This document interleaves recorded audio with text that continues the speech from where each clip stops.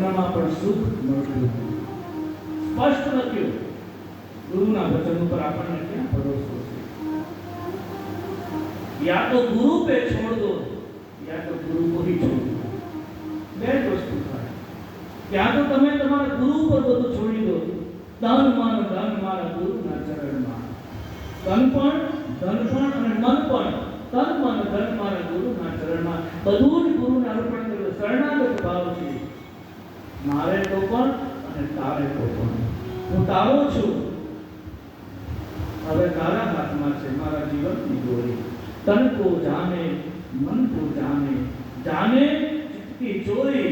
किसके आगे तुम क्या छुपावे, जिसके हाथ में हमारे जीवन की डोरी. अपना तो सद्गुरु भगवान ने આપણે બધું જ અર્પણ કરી દઈએ. તન મન ધન બધું કે જે આપણા જીવનની દોરી નહીં કરે છે. આપણું જીવન એને અર્પણ કરી દઈએ. જેણે પોતાનું જીવન ગુરુના ચરણમાં અર્પણ કર્યું છે ને, એની જ આ દુનિયામાં વાહવા થઈ. એ વાહવા ક્યારે થઈ? ગુરુની કૃપાથી. આપણે એમ માનીએ કે હું કદાચ એમ માનું કે હું અહીં આવ્યો છું, તમે બધા પગે લાગો. આ બધું વ્યાસપીઠ વક્તાનો મહિમા છે. પંચલાઈની ધરા ઉપર જે કથા થઈ રહી છે એમાં નથી આ સામૂહનો મહિમા, નથી વક્તાનો મહિમા. મહિમા માત્ર એ છે ભાગવતનો મહિમા છે, ગુરુનો મહિમા. આ ગુરુનો મહિમા અને ભાગવત છે એટલે અહીંયા તમે બેઠા છો. હું બે વાર અહીંયા આવી છું. કથા પહેલા બે વાર, એકવાર સાંઈ શરણાનંદજીની સાથે મુલાકાત કરવા અને બીજી વાર પત્રિકા આપવા માટે બે વાર આવ્યો. ત્યારે તમે ઓળખતા પોથી વગર હું આવ્યો ત્યારે ગામમાં કોઈ ઓળખતું નહોતું. આ પોથી લઈને આવ્યા તો આપ બધા ઓળખો છો. એટલા માટે મહિમા આ પોથી હોય છે. આ જે શેડ અત્યારે આપણને સુશોભિત લાગે ને, અત્યારે આ શેડની અંદર એટલી શાંતિની અનુભૂતિ થાય એનું કારણ છે બે વસ્તુ છે. એક છે ભગવાન ભાગવત અને બીજા છે મારો હનુમાનજી. અને 7 દિવસ પૂરા અનુભવ કરવું હોય તો કરી લેજો. 7મા દિવસે કથા વિરામ લે. હનુમાનજી અહીંયાથી વિદાય થાય અને પોથીજી અહીંયાથી વિદાય થાય અને પછી તમે આ પરિસરનું વાતાવરણ તમે અનુભવ કરજો. એનું વાતાવરણ કેવું થાય અને પછી તમે કોકને કહેજો કે 7 દિવસ અમે કથામાં બેઠા અને એનો અનુભવ અને કથા પૂરી થયા પછીનો અનુભવ. આ ભાગવતનું મહિમા. એ ગામમાં મંદિરની પ્રતિષ્ઠા કરવાની, ભગવાનનું મંદિર બન્યું, મંદિરની પ્રતિષ્ઠા કરવાની હતી એટલે ગામમાં રિવાજ એવો. આપણે કહીએ ને આમ રથ ઉપર બધી મૂર્તિઓને ગામમાં ફેરવી, શોભાયાત્રા, નગરયાત્રા. એ ગામમાં રિવાજ એવો કે મૂર્તિને ગધેડા ઉપર બેસાડી અને પછી ગામમાં ફેરવવા. રથ મળે નહીં એટલે ગધેડા ઉપર એ મૂર્તિ મૂકી આના ગામમાં એ નગરયાત્રા નીકળી. તો ગામના લોકોએ એટલી બધી પૂજા કરે, મૂર્તિની પૂજા કરે, પેલા ગધેડાની પૂજા કરે, ગધેડાને હાર પહેરાવે, ઘણા પીડા ખવડાવે, ઘણા ગધેડાને લઈને ચાલે, ગધેડાના માલિકને પૈસા આપે, આરતી ઉતારે, કંકુનો ચાંદલો કરે, ચંદનનો તિલક કરે, હાર પૂરા કરે. બધું થઈ ગયું. આખા નગરમાં નગરયાત્રા નીકળી અને મંદિરમાં જઈ અને પેલા ગધેડા ઉપર મૂર્તિ મંદિરમાં મૂકી અને પછી એ જ ગધેડાની લોકો જે પૂજા કરતા હતા એ જ ગધેડાને લાકડી મારીને બહાર કાઢ્યો. લોકોએ પૂછ્યું, ગધેડાએ પૂછ્યું મને કેમ માર્યો? મારી પૂજા કરતા? ત્યારે લોકોએ કહ્યું કે જ્યાં સુધી તારા પીઠ ઉપર ભગવાનની મૂર્તિ હતી ત્યાં સુધી જ તારી પૂજા થઈ. પીઠ ઉપર તે મૂર્તિ ગઈ એટલે પછી લાકડા ખાવું પડે. એમાં ભાગવત રૂપી ભગવાન આપણી પીઠ ઉપર છે ત્યાં સુધી જ આપણી પૂજા થાય. ગુરુની કૃપાથી જ આપણી પૂજા થાય છે. ગુરુનો હાથ નીકળી જાય કોઈ આપણી પૂજા કરતું નથી. આ બધું જે છે ને આ ગુરુ કૃપાનું પરિણામ છે. ભગવાનની કૃપા છે એટલે પૂજા થાય, બાકી કોણ માને આપણને? આ બજારમાં વેચવા જાવ તો કોઈ રૂપિયો પણ ના આપે, વેચવા જાવ કોઈ રૂપિયો પણ ના આપે. આ તો મોંઘું પડે, રૂપિયામાં પણ મોંઘું પડે. એક ભાઈ બજારમાં જવાનો, એને એમ થયું કે લાવ આજે રજા છે તો જરા બજાર જઈ આવું. નવરો શું કરું છું એટલે એની પત્ની એવું, ક્યાં જાઓ છો? બોલે બજાર જાઉં છું.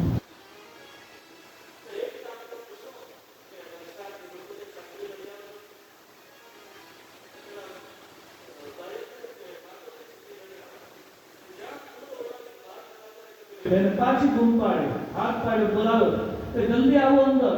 કેમ, શું કામ છે? બોલે બજારમાં જાઓ, છત્રી તો લાવજો, બરાબર ભાવ કરાવજો. બધું છેતરાઈ ન જતા, તમને ભાવ કરાવતા આવડતું નથી. ભાઈ કહ્યું, એક કામ કરો, તમે જ જઈ આવવાનું. હું જાઉં ને તમે જઈ આવો, છત્રી લઈ આવો.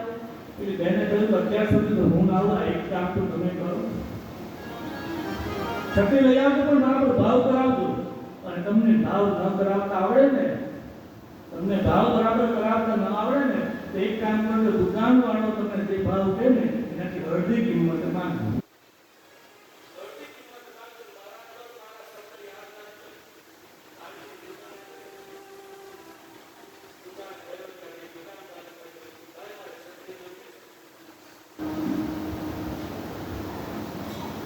કેટલા રૂપિયા? 100 રૂપિયા. અને પત્નીએ કહ્યું કે અડધી કિંમતમાં માંગજો, અને 50 રૂપિયા માંગજો. દુકાનદારે કીધું 100 રૂપિયા, તો એને કહ્યું 50 માંગવી છે. ભાઈ આટલું બધું કાપડ મોંઘું, આ સળિયા મોંઘા, આમ થોડું આપી દેવાય. મને મટીરિયલ જ 95 રૂપિયા પડ્યું, તો મને 5 રૂપિયાનો નફો લેવો છે. તો છતાં આજે સવારને પરમાં તો આવ્યો છે, તો જરાક કોહણી કરાવવા માટે તો આવ્યો છે. તો ભાઈ જરાક તો તમે સમજીને ભાવ કરો. બોલે નહીં, 50માં લેવું છે. પેલા ભાઈ 90 માં, બોલે 90 માં આવે તો મને 45 માં આપો. પેલા ભાઈ 90 નહીં ને, મને 45 માં આપો. આ તો અડધી કિંમત. બોલે નહીં. પેલા ભાઈ 80 માં આપો, કે નહીં 40 માં આપો. પેલો 70 કે 35 કે, પેલો 60 કે, તો આ 30 કે, 50 કે તો આ 25 પર આવ્યો, 40 કે તો આ 20 પર આવ્યો. અડધી કિંમત કરતો હોય, અડધી કિંમત કરતો હોય. છેલ્લે પેલા માણસે કીધું કે 10 રૂપિયા તો આપો. બોણીના સમયમાં તમે આવ્યા છો અને સવારની પરમાં મને બોણી કરાવવા માટે, કારણ કે મારો નિયમ છે કે મારી દુકાન ઉપર જે આવે, જે ગ્રાહક આવે ને, મારા માટે ભગવાન છે. એટલે તમે મારા માટે ભગવાન તો નહીં આવ્યા. બોલે 10 માં આપો, 5 માં આપો, તો આપો.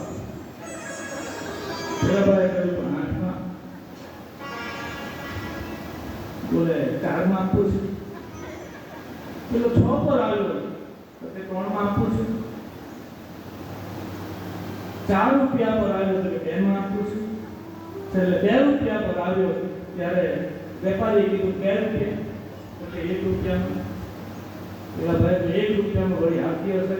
વેપારી કીધું કે 1 રૂપિયામાં કે છત્રી આવે, એને કરતા મફત થઈ જાય. તો પેલા કીધું તો પછી 2 આપો.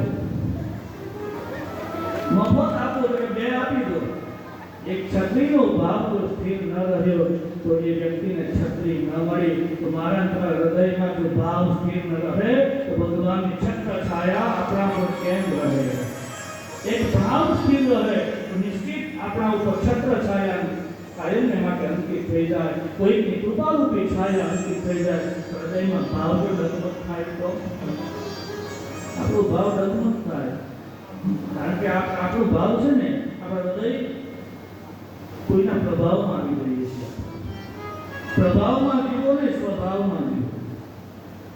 માણસ દુઃખી થાય છે અભાવથી, માણસ દુઃખી થાય છે પોતાના સ્વભાવથી, અને માણસ દુઃખી થાય છે પ્રભાવથી.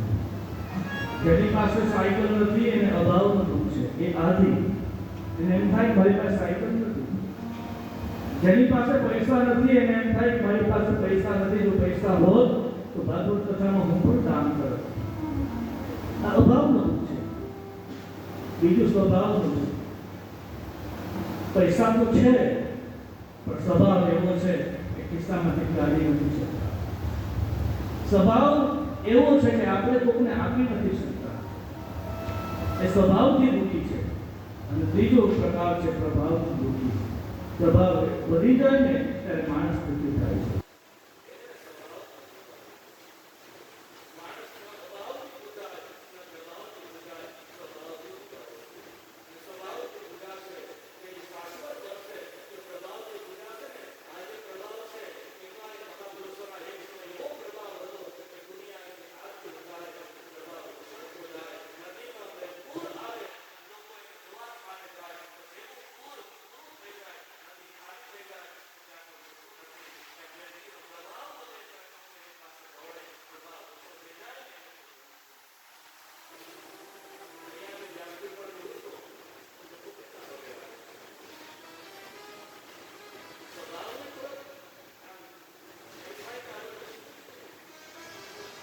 પગે જ લાગવું હોય તો ભગવાનને પગે લાગે કે મહાપુરુષ આવતો હોય તો પગે લાગે. આપણે તો સામાન્ય જીવ છીએ, તમારા જેવું જ છે.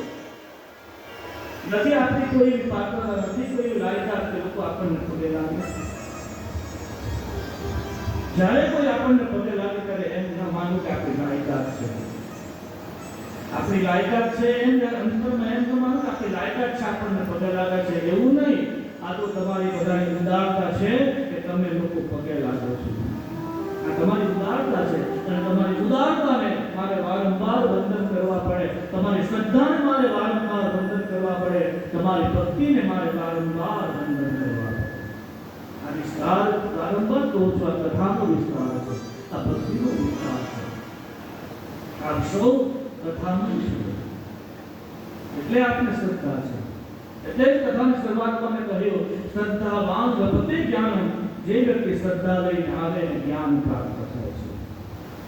શ્રદ્ધાવાન લભતે જ્ઞાનમ જ્ઞાનવાનં પ્રપદ્યતે.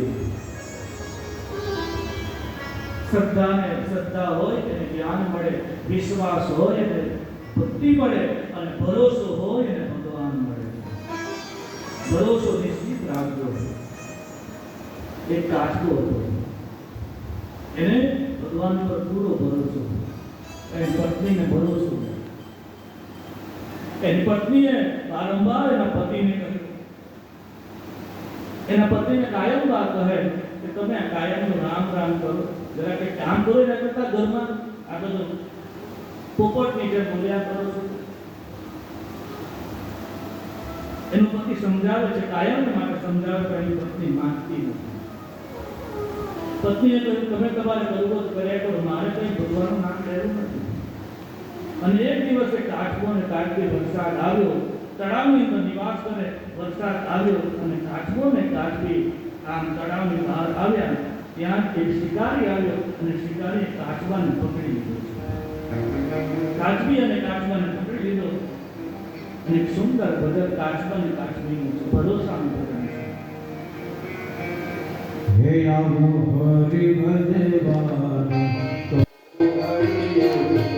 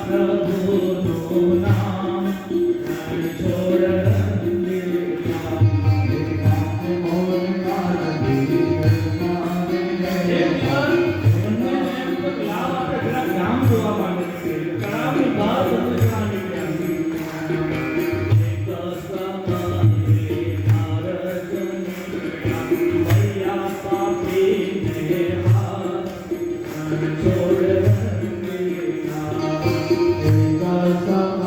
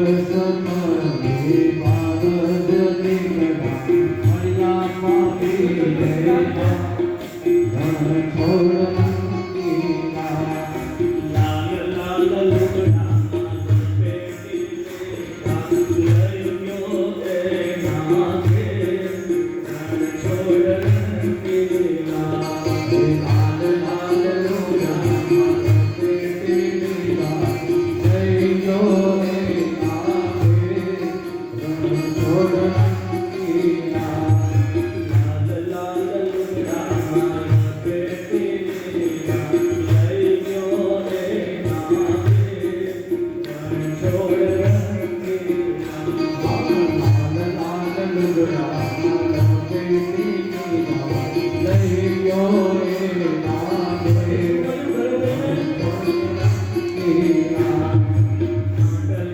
ગાલી તુલે ચડાવી નીચે લગાડી આ છોડ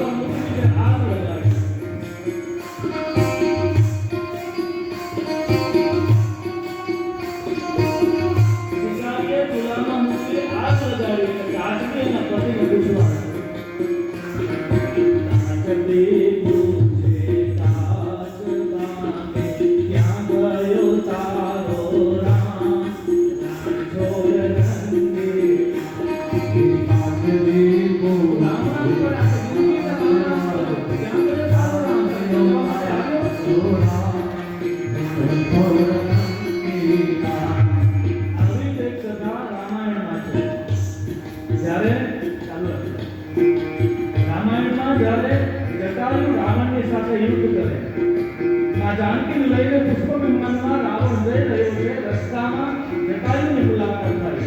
જટાયુએ રાવણ ઉપર પ્રહાર કર્યો અને એ જ સમયે રાવણે ચંદ્રહાસ નામની ખડક કાઢી, તલવાર કાઢી ગરુડથી જટાયુની પાંખો કપાવી છે.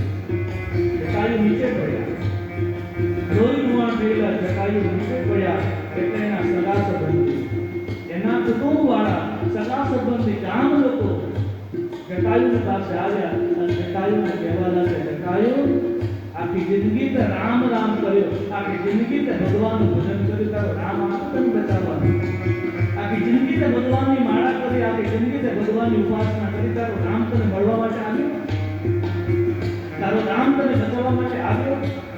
આમ આખા સમાજે જ્યારે જટાયુની મજાક કરી ત્યારે જટાયુએ કહ્યું છે કે હે મારા ગ્રામજનો, હે મારા કુટુંબીજનો, ભલે તમે ત્યારે મારી મજાક કરશો, કોઈ વાંધો નહીં, એનો જવાબ હું તમને પછી આપીશ.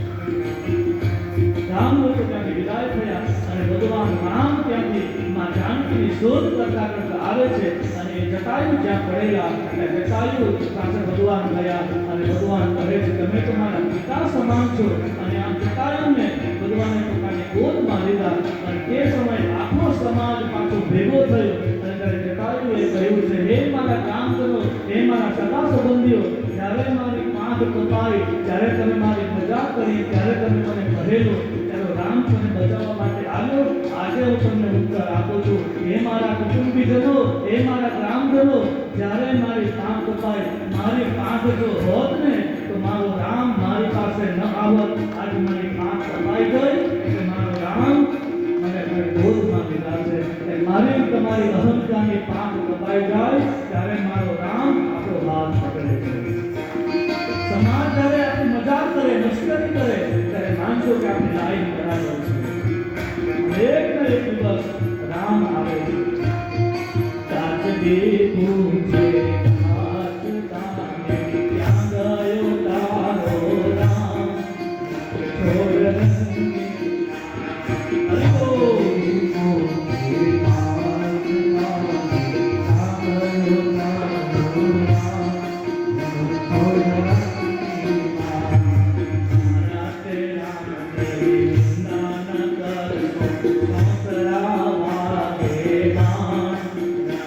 Thank you.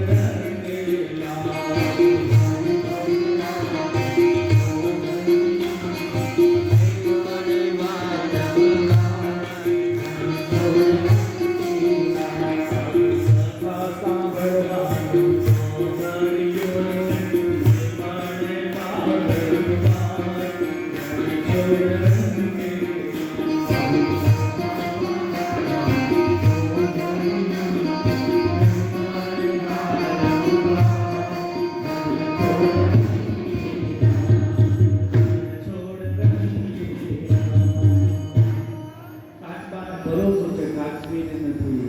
કાચબો એટલે આપણો આત્મા. આત્માને ભરોસો છે ભગવાન ઉપર, બુદ્ધિને ભરોસો નથી. બુદ્ધિ એમ કહે છે કે ભગવાન નથી, આત્મા કહે છે કે ભગવાન છે. આત્મા કબૂલ કરે ઈશ્વર છે, પરમાત્મા છે, તો બુદ્ધિ ના પાડે. અને વધારે પડતી બુદ્ધિ એ માણસને આંટીએ પાડે છે. એટલે જ રામતીર્થ કહે છે કે જ્યારે કથામાં આવવું હોય ને એને બુદ્ધિના પગરખાને બહાર મૂકીને આવવું પડે. આપણા જેમ બે પગરખા છે, બે બૂટ છે, બે ચંપલ છે. એકનું નામ છે અહંકાર અને બીજાનું નામ છે બુદ્ધિ. બુદ્ધિ અને અહંકારને મૂકીને આવવું પડે.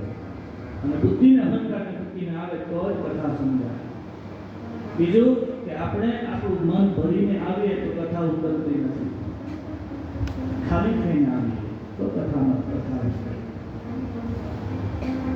એક શિક્ષકે વિદ્યાર્થીને પૂછ્યું કે હું તને એક સફરજન આપું, બીજું એક સફરજન આપું, ત્રીજું એક સફરજન આપું તો કેટલા થાય?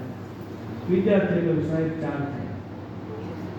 ફરી વાર પૂછ્યું કે બેટા હું તને એક સફરજન આપું, બીજું આપું, ત્રીજું આપું, કેટલા થાય? 4 થાય. સવારે 10:30 સ્કૂલ શરૂ થઈ. 1:30 વાગ્યા સુધી 1 મિનિટ ચાલ્યું. 1:30 વાગ્યા સુધી મોટી રિસેસ પડી, ત્યાં સુધી 1 મિનિટ ચાલ્યું. રિસેસ પૂરી થઈ. ફરી વાર 2:30 વાગે પાછી સ્કૂલ શરૂ થઈ. શિક્ષકે પૂછ્યું બેટા હું તને એક સફરજન આપું, 2 આપું, 3 આપું, કેટલા થાય? કે 4 થાય. બાજુના ધોરણમાં એક બેન હતા. બેન ભણાવે એટલે બેનને એમ થયું કે સાહેબ આજે નાના થઈ ગયા છે કે શું, કે સવારથી એકને એક શબ્દ સંભળાય છે.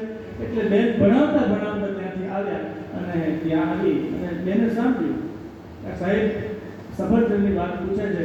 એટલે પેલા બેને પેલા છોકરાને પૂછ્યું બેટા હું તને એક કેળું આપું, બીજું એક કેળું આપું, ત્રીજું એક કેળું આપું, કેટલા થાય? વિચારતી કે બેન કોણ? હવે સાહેબ પૂછે ત્યારે એક સફરજનની વાત કે 4 થાય અને હું પૂછું ત્યારે 3 થાય.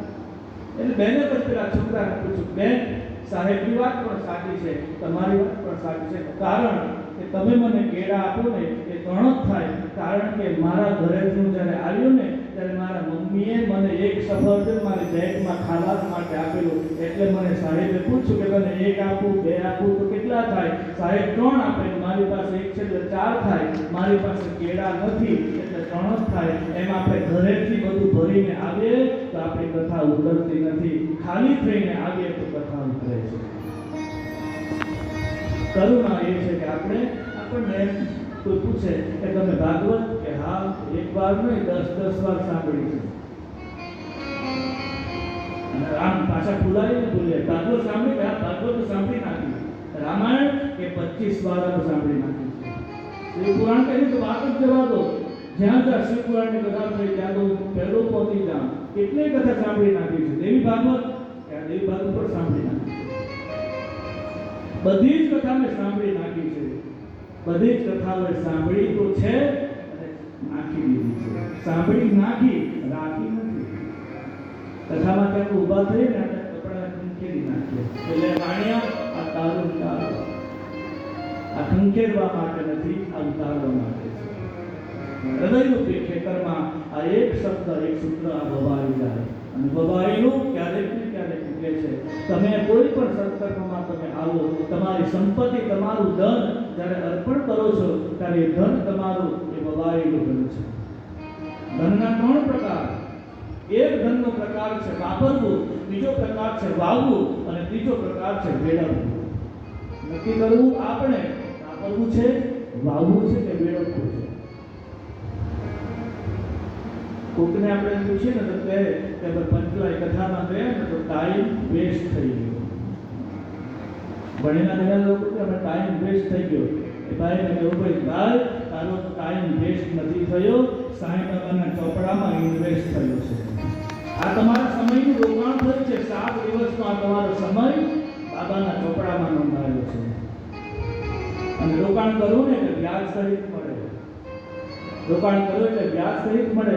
એટલે કૌશલ્યમાએ ભગવાનને કહ્યું છે કે હે રાઘવ, તારા 14 વર્ષ દર્શન વગરના ગયા ને, વિધાતાને કહેજો કે મારા આયુષ્યમાં ઉમેરી આપે. સાચું જીવન તો આ છે. પ્રભુમય જીવન જાય, ભક્તિમય જીવન જાય, નીતિમય જાય, પ્રમાણિકતામય જાય, સત્યમય જાય, કથામય જાય. એ જ સાચું જીવન છે. 7 દિવસ આ કથામાં બેઠા છું ને, આ જ સાચું જીવન છે. એક આપણી જૂની કથા છે.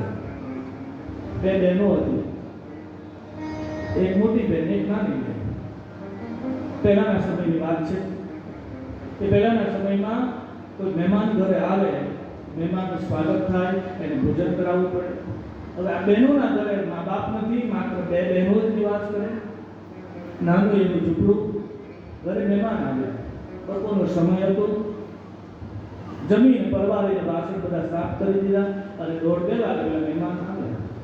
એટલે બંને દીકરીઓ વિચાર કરે કે મહેમાન આપણે જમાડવું શું. એટલે મોટી બહેન અને નાની બહેન બંને જણે વાતચીત કરી કે આપણે મહેમાન તો આવ્યા છે, જમાડવું તો પડે, અતિથિ ધર્મ છે. પણ ઘરમાં આટો નથી, લોટ નથી. એટલે બેને નક્કી કર્યું કે આપણે લોટ દળી લાવીએ.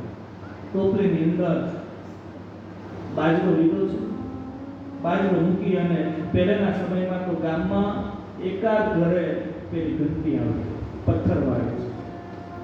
ઇલેક્ટ્રિક ઘંટીની તો વાત જ છોડો, ત્યારે પહેલા ક્યાં હતી.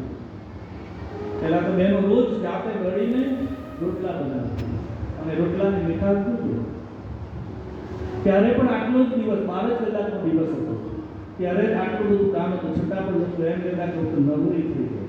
2 દિવસ પહેલા પણ થયું બહુ, અમે તો બસ બેઠા છે શાંતિથી. અને અત્યારે કોઈની પાસે સમય નથી. ઘડિયાળ બધાની પાસે છે, પણ સમય કોઈની પાસે નથી. મારી પાસે ઘડિયાળ નથી, પણ સમય બહુ છે. તમે કહેતા હો તો હાંજ સુધી ચાલુ રાખીએ.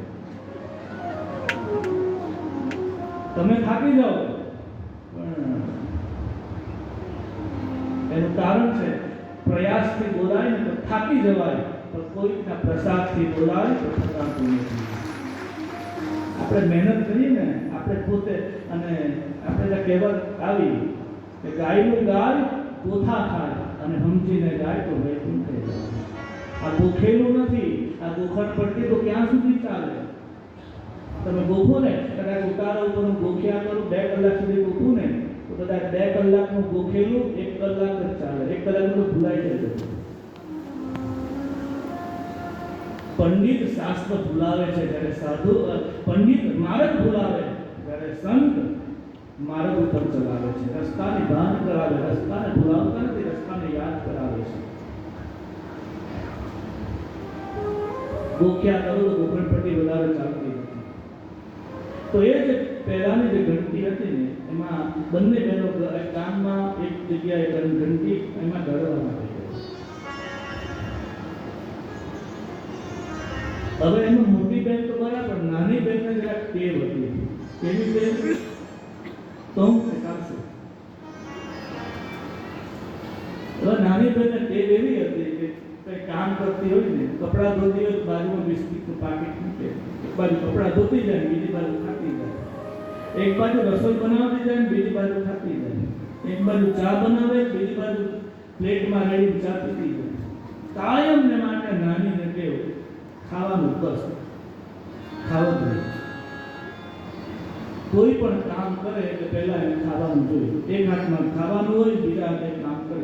એટલે મોટી બહેને નાની બહેનને કીધું, બેન આજે તો તું આ પિયરમાં છે, પણ કાલે ઉઠીને સાસરે જશે અને ત્યારે તારી આ ટેવ તારા માટે જ મુશ્કેલી બનશે. સુધરી જા, હજુ પણ તારી પાસે સમય છે, સુધરી જા. નાની બહેન વાતને કાન પર લેતી નથી ને વાતને ઉડાવી મૂકી.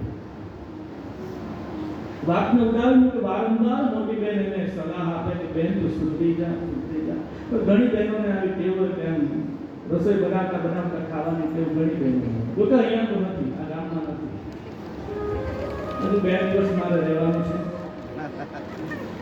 પાણીમાં રહેવાનું, મગર સાથે બેર કરવાનું. જોકે કોઈના ઘરે હું ગયો નથી એટલે ખબર પણ નથી. પણ એટલું ચોક્કસ કહી શકું, તમારી શ્રદ્ધા, તમારી ભક્તિ કે આ ગામમાં એવું નથી. કારણ કે આ મોટા ભાગે મારી દ્રષ્ટિમાં આપ ગુરુમુખી છો. અને ગુરુમુખી હોય ને એનામાં આપોઆપ વિવેક આવે, આપોઆપ એનામાં વિવેક આવવા જ લાગે, કારણ કે ગુરુને આધીન છે. ગુરુમુખીનું જીવન જ જુદું હોય, ગુરુમુખીનું ઘર જ જુદું હોય. જે ઘરમાં આપણે જઈએ તો આપણને શાંતિની અનુભૂતિ થાય, આપણને એમ થાય કે નહીં અહીંયા અડધો કલાક બેસીએ તો શાંતિ. એના મંદિરમાં આપણે જઈએ તો આપણને એક વાઇબ્રેશનની અનુભૂતિ થાય. અને ઘણા એવા ઘર છે કે જે ઘરમાં આપણે જઈએ તો એમ થાય કે ક્યારે વહેલા નીકળી જઈએ, ક્યારે વહેલા નીકળી જઈએ.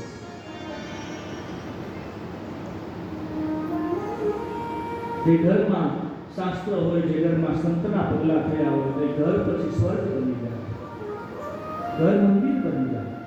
અને ધ્યાન દેજો, મકાન બનાવવા માટે પૈસાની જરૂર પડે છે. મકાન બનાવવું હોય તો પૈસાની જરૂર પડે, ઘર બનાવવાને માટે પ્રેમની જરૂર પડે છે. ઘર વસાવવું હોય ને ત્યારે પ્રેમની જરૂર પડે છે. અને એકાબીજા વચ્ચે પ્રેમ હોય ને તો જ ઘર સલામત રહે.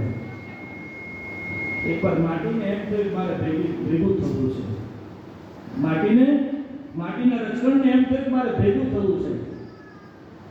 એટલે માટીએ બધાને કીધું કે મારે ભેગું થવું શું કરવું પડે? તો અંદર પાણી નાખવું પડે. માટીની અંદર પાણી નાખ્યું, માટી ભેગી થઈ ગઈ. પછી માટીને એમ થયું કે મારે બરાબર પાકું થવું છે, એટલે એ જ માટીની અંદર પાણી અને એમાંથી પછી આકાર બન્યો અને ઈંટ બની ગઈ. હવે ઈંટ કાચી હતી એટલે ઈંટને એમ થયું કે વરસાદ પડે તો હું તો ધોવાઈ જાઉં, મારે પાકું બનવું છે. ત્યારે કહ્યું તારે પાકું બનવું હોય તો તારે ભઠ્ઠામાં શેકાવવું પડે, તારે પરિપક્વ બનવું હોય તો તારે ભઠ્ઠામાં શેકાવવું પડે.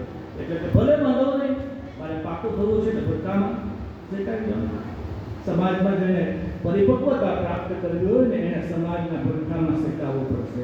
નિંદારૂપી ભઠ્ઠાની અંદર મારે તમારે શેકાવવું પડશે. ભઠ્ઠામાં શેકાઈ ગયો. પછી ઈંટને એમ થયું કે હું તો બની તો ગઈ, પણ મારે બીજી ઈંટને મારે ભેગી કરવી છે, તો ભેગી કઈ રીતે કરું? ત્યારે એને બધાને પૂછવા માંડ્યું, ત્યારે ઈંટે કહ્યું મારે ભેગું થવું છે, મારે બે જણ ભેગું થવું છે, તો પછી સિમેન્ટને લાવવું પડે, પથ્થર દળવા પડે. પથ્થરને દળાયા, પથ્થર મિલની અંદર, ફેક્ટરીની અંદર પથ્થરો દળાય તો મને સિમેન્ટ બની. હવે સિમેન્ટ આવી, બે ઈંટની વચ્ચે સિમેન્ટ ગઈ પણ ચોંટે નહીં. એટલે કહ્યું કે શું કરવું પડે? તો કે પાણી નાખવું પડે. પાણી અંદર નાખ્યું. પછી એમ કહ્યું કે આ તો છે પણ બીજું કંઈ નાખવું પડે, તો કે રેતી નાખવી પડે. રેતી, સિમેન્ટ અને પાણી આ ભેગું થયું તો પેલી બે ઈંટને જોઈન્ટ થઈ ગઈ. રેતી, સિમેન્ટ, પાણી, ઈંટ ભેગું થાય. આ બધી ઈંટો ભેગી થતી ગઈ અને પછી એમાંથી દિવાલનું નિર્માણ થયું. બધાની વચ્ચે પ્રેમનું સંકલન થયું, બધા સાથે આવતા થયા, પ્રેમના કારણે બધા સાથે ભેગા થયા, આખું ઘરનું નિર્માણ થયું. એ મારા તમારા ઘરનું જો નિર્માણ કરવું હોય બધાએ એક બનવું પડશે. અને એક બનવાને માટે પ્રેમ જરૂરી છે. માટે ઘરની અંદર સ્વર્ગની અનુભૂતિ કરવું હોય તો પ્રેમનું ચિંતન કરવું. જેમ બળદગાડામાં કુચુડ અવાજ આવતો, પહેલાના સમયમાં બળદગાડું જતું ને અંદર કચર અવાજ આવતો તો દિવેલનું ઊંચન ઊંઘતા. એમ જ્યારે દાંપત્ય જીવનમાં પરિવારમાં કચકચ વધવા લાગે ને ત્યારે પ્રેમનું ઊંચન ઊંચી દેજો, તમારું ઘર હર્યું ભર્યું થશે. અને હર્યું ભર્યું ઘર રાખવાને માટે આસ્થાનો નાસ્તો કરજો, શ્રદ્ધાનો વિકાસ કરજો. તમારા પરિવારમાં આસ્થાનો નાસ્તો કરજો, દયાનું દૂધ પીજો, કર્તવ્યની કોફી પીજો, ચતુરાઈની ચા પીજો અને અતિથિનું આવાગમન કરજો તો તમારું ઘર સ્વર્ગ બનશે. આટલી જ વસ્તુની જરૂરિયાત છે. આસ્થાનો નાસ્તો કરો, રોજ શ્રદ્ધાનો વિકાસ કરો. કોઈ આવે એને દયાથી દૂધ પીવડાવજો અને કોઈ અતિથિ આવે, અભ્યાગત આવે તો માનવો કે અમારી કર્તવ્ય છે, તેને કર્તવ્યની કોફી પીવડાવજો. અને એટલું ધ્યાન દેજો કે આપણને છેતરી ન જાય એના માટે ચતુરાઈ પણ રાખજો. એક બાજુ ચતુરાઈ પણ રાખજો અને એક બાજુ વિશ્વાસ પણ રાખજો. એક આંખ ચતુરાઈની આંખ છે અને એક બાજુ વિશ્વાસની પણ આંખ છે. होठों पे दुआ रखना, होठों पे दुआ रखना, राहों पे नजर रखना, आंखों पे भरोसा रखना, आ जाएगा कोई शायद दरवाजा खुला रखना. આપણને ખબર નથી कौन से रूप में नारायण मिल जाए. નથી એટલા માટે કોઈ પણ અતિથિ અભ્યાગત આવે, સાધુ સંત આવે, ઊંધો પેટ ઉભા રખના, મોઢા પર મીઠી વાણી રાખવી, આંખ ઉપર ભરોસો રાખવો, ઊંધો પેટ ઉભા રખના, આંખો पे ભરોસા રખના અને રસ્તા ઉપર નજર રાખવી. કોઈ ન જાણે ક્યારે કોણ આવી જાય તે નક્કી નથી. અતિથિના રૂપમાં, કોઈ સંતના રૂપમાં, કોઈ સાધુના રૂપમાં એક ને એક દિવસ શાસ્ત્ર કહે છે પૂરા જીવનકાળ દરમિયાન પ્રત્યેક સાંસારિક ગૃહસ્થના ઘરે એકવાર એનો ઈષ્ટ, એનો ભગવાન કોઈક ને કોઈક રૂપમાં એના આંગણે આવે છે. પૂરા જીવનકાળ દરમિયાન કોઈનું 80 હોય કે 90 હોય કે 50 હોય, પણ જીવનકાળ દરમિયાન ઈશ્વર આવે છે કોઈને કોઈ રૂપમાં. કોઈ બહેનને થોડીક ટેવ હતી, ઘણી બહેનોને ઘણી ટેવ હોય, રસોઈ બનાવતા બનાવતા મોબાઈલ, એક બાજુ મોબાઈલ શરૂ હોય, બીજી બાજુ દાળ ઉભરાય છે, ખબર નથી પડતી. એક બેન વાસણવાળાની દુકાને ગઈ અને વાસણવાળાને ત્યાં જઈને વેપારી કીધું, ભાઈ મને કુકર જોઈએ છે. પેલા ભાઈએ કુકર બતાવ્યું એટલે બોલે આ નહીં તો કેવું કુકર જોઈએ? બોલે સીટી તો પડે ને, એવું કુકર જોઈએ. તો પેલા વેપારી કીધું તો સીટી તો પડે જ છે. તો બોલે એવું નહીં, પણ સીટીની સાથે સીટી બોલે પણ ખરી કે 1 પડી, 2 પડી, 3 પડી તો મને ખબર પડે, કારણ કે મારું આખો દિવસ મોબાઈલમાં જ ધ્યાન છે.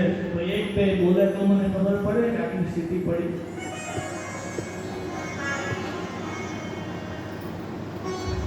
એક વાત છે ને,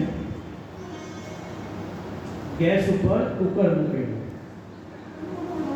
એક ચૂલા ઉપર કુકર અને બીજા ચૂલા ઉપર રોટલી બનાવવાની તાવડી.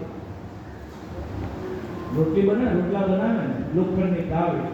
લોખંડની તાવડી કેવી હોય? તાળી હોય કે નહીં? એટલે લોખંડની તાવડી કાઢી અને આ બાજુ પેલું સ્ટીલનું કુકર. એટલે કુકરે પેલી તાવડીની મજાક કરી, તાવડીને કીધું કે તું કેટલી કાળી છે. અને જોવાનું પણ મન ન થાય તો કેટલી કાળી છે. આ ગૌરવની વાત છે, અન્યથા લેતા નહીં. આ છે ને પોતપોતાના જીવનના ગૌરવની વાત છે. પોતાના જીવનનું ગૌરવ હોવું જોઈએ. એક છે ને હાથી બીમાર પડ્યો, હોસ્પિટલમાં, આમ સરકારી હોસ્પિટલમાં હાથીને દાખલ કર્યો. દરવાજા ઉપર કીડી બેઠેલી, એટલે બધા પ્રાણીઓ આવ્યા. પ્રાણી કીડીને પૂછ્યું કે બેન અહીંયા તો શું કામ બેઠી? કે હું અંદર જવું છે પણ જવા નથી દેતા. તો કેમ આવી? કે મારે હાથીને લોહી આપવું છે. હવે ક્યાં હાથી, ક્યાં કીડી?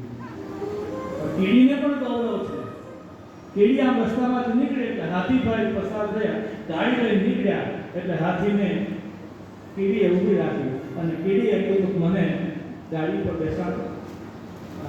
કીડી નીકળી ગાડી પર, કીડી ગાડી લઈને નીકળીને હાથી રસ્તામાં મળ્યું. પોતપોતાને પોતાનું ગૌરવ હોવું જોઈએ.